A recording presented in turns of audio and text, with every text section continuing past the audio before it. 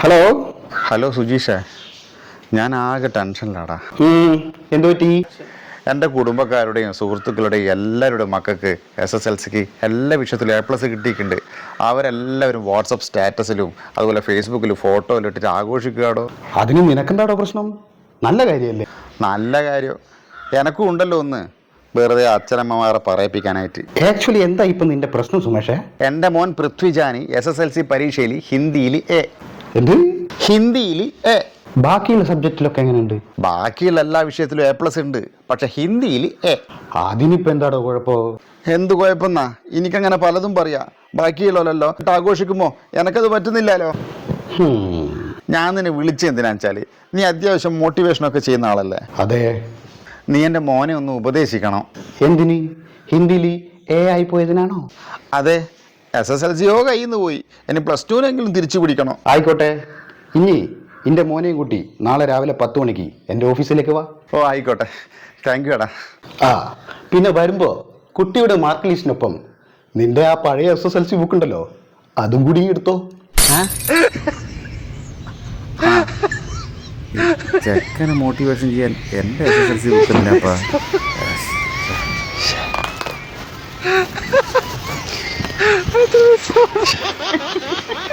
പറഞ്ഞു മുടിഞ്ഞല്ലോ. സുജീഷ്, വാ സുമേഷേ, ഇരിക്കി. മോൻ കുറച്ച് നേരം പുറത്തിരിക്കും, ഞാൻ വിളിച്ചോളാം. സുമേഷ് ഇരിക്കും. ഞാൻ ഇരിക്കാനല്ലേ? മോൻ പുറത്തേക്ക് ഇരിക്കും. സുമേഷ് എടാ, എന്നെയല്ല മോട്ടിവേറ്റ് ചെയ്യേണ്ടത്, എൻ്റെ മോനെയാ. ആദ്യം ഞാൻ പറഞ്ഞ സാധനം എന്താ? എന്ത്? നിന്റെ SSLC ബുക്ക്.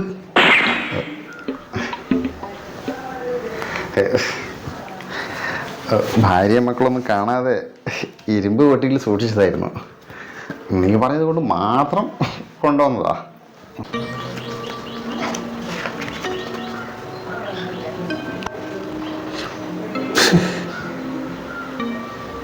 സുമേഷേ, ഇത് എന്താ ഈ കാണുന്നേ? മോഡറേഷൻ ഉള്ളതുകൊണ്ട് മാത്രം പാസ്സായി പോയതല്ലേ? മാറ്റിക്കരുത്, കേൾക്കൂ. എല്ലാ വിഷയത്തിൻ്റെയും മാർക്ക് ഞാൻ വായിക്കുന്നില്ല കേട്ടാ. ഹിന്ദിയാണല്ലോ നമ്മുടെ വിഷയം. എവിടെ ഹിന്ദി? ഹിന്ദി ഹിന്ദി ഹിന്ദി ഹിന്ദി 11 മാർക്ക്.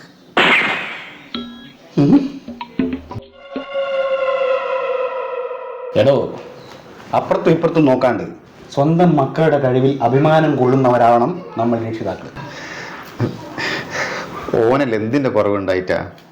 എനിക്കറിയാലോ, ഞാനെല്ലാം കീറിയ ട്രൗസറിലിട്ടിട്ടാ സ്കൂളിൽ പോയിക്കൊണ്ടിരുന്നത്.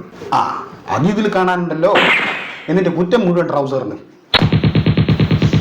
ഇങ്ങനെയുണ്ട് കുറെ രക്ഷിതാക്കൾ. കീറിയ ട്രൗസറിന്റെ കഥയും, നടന്നു സ്കൂളിൽ പോയതിന്റെ കഥയും, ചെരുപ്പിടാണ്ട് നടന്ന കഥയും, പട്ടിണി കിടന്ന കാര്യമൊക്കെ പറഞ്ഞ് കുട്ടികളെ പീഡിപ്പിക്കുന്നവര്.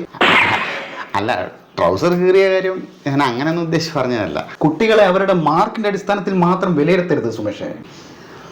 നമ്മുടെ മക്കൾക്ക് പഠിത്തത്തിനും അപ്പുറം ഒരുപാട് കഴിവുകളുണ്ടെന്ന് നമ്മൾ തിരിച്ചറിയുമ്പോൾ നമ്മുടെ മക്കൾ വിജയിക്കും. SSLC അല്ല ജീവിതത്തിന്റെ ടേണിംഗ് പോയിന്റ്. ഉന്നത വിജയം നേടിയവർ സർട്ടിഫിക്കറ്റുകൾ മാത്രമേ സൃഷ്ടിച്ചിട്ടുള്ളൂ. ചരിത്രം സൃഷ്ടിച്ചവരിൽ പലരും തോറ്റവരാണ്. ഒരു തോൽവിയും ഒന്നിൻ്റെയും അവസാനമാകുന്നില്ല എന്ന് കുട്ടികളെ പഠിപ്പിക്കുന്നവരാണ് രക്ഷിതാക്കൾ. ശരിയാ, നീ പറഞ്ഞത് മുഴുവൻ ശരിയാ. തെറ്റ് എൻ്റെ ഭാഗത്ത് തന്നെയാണ്. ഇനി നീ അവനെ ഉപദേശിക്കണമെന്നില്ലടാ, ഞാൻ നോക്കിക്കൊള്ളാം. താങ്ക് യു എൻ്റെ കണ്ണ് തുറപ്പിച്ചതിന്. ശരി